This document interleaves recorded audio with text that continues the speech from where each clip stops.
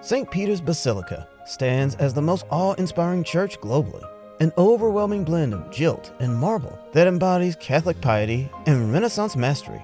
Yet beneath its splendor lies a hidden history. Built on the remnants of early Christianity's grandest church, it incorporates materials from numerous Roman ruins. This layered narrative is still discernible to those who know where to look. To know more about it, stay till the very end of this video. The Obelisk and the Circus of Nero. Before commencing our exploration, at the center of St. Peter's Square, attention is drawn to the imposing obelisk with a fascinating history. Originating in Alexandria, this colossal granite monolith was initially dedicated to Augustus and Tiberius by a Roman governor of Egypt. Caligula orchestrated its transportation to Rome, utilizing a specifically constructed ship that, after delivering the obelisk, was repurposed as a sunken breakwater in Rome's harbor. The journey continued up the Tiber by barge, with the obelisk eventually reaching the Vatican, an area once characterized by tranquil suburbs, pesky mosquitoes, and modest vineyards. Notably, the focal point of the Circus of Nero, a Roman chariot track employed by emperors for private amusements and occasional spectacles. Positioned atop a central stone barrier within the circus, the obelisk served as a grand monument to imperial power. In 1586, a significant relocation effort was undertaken, moving the obelisk approximately 800 feet from its original position on the barrier.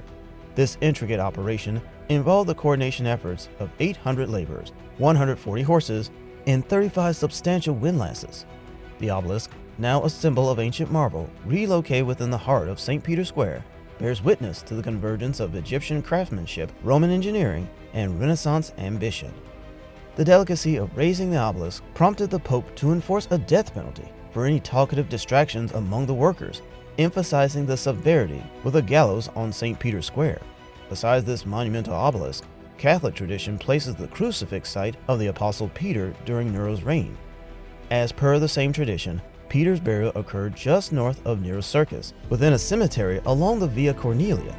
Over time, this necropolis expanded to encompass the circus.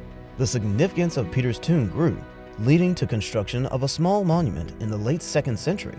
This memorial, now buried beneath centuries of embellishments, remains at the core of St. Peter's Basilica, a testament to ancient history entwined with religious reverence. Old St. Peter's. The grandeur of St. Peter's Basilica extends to its main door, a testament to early Renaissance metalwork. Salvaged from the original St. Peter's Basilica, the door and marble columns flanking it embody the historical richness of early Christian architecture. Initiated by Constantine following his conversion to Christianity, the first St. Peter's Basilica aimed to honor the chief apostle's tomb with a monumental church. However, constructing this impressive edifice posed challenges, as Peter's tomb was nestled in a bustling cemetery on a steep hillside. To overcome this, Constantine's builders reshaped the landscape, carving it into the hill and using the excavated material to cover the cemetery. Inadvertently, this preservation effort maintained hundreds of tombs, now accessible through the Vatican Scave tour. By the time of Constantine's death, the church, nearly as expansive as the contemporary basilica, neared completion, boasting a spacious interior divided into 5 aisles with rows of columns. The enduring legacy of Constantine's vision echoes through the time in the monumental architecture and preserved history of St. Peter's Basilica. Encased in marble, Peter's tomb radiated brilliance at the terminus of the central nave. Across ensuing centuries, the aisles and atrium burgeoned with dozens of chapels and hundreds of tombs. For medieval pilgrims, drawn in hundreds of thousands to witness the apostles' relics, the basilica embodied a living museum of sacred history. Yet, as the 15th century unfolded, signs of wear surfaced, walls leaned, cracks marred the structure, and debris disrupted mass proceedings. Wooden rafters hosted scuttling hordes of rats. The pressing realization of the basilica's aging state underscored the imperative for substantial renovation or even more radical interventions, marking a crucial juncture in the church's storied history. Construction of the new basilica. Who took the initiative to repair it? Elected in 1447, Pope Nicholas V initiated significant repairs and contemplated the reconstruction of the entire basilica, laying the groundwork for future transformations.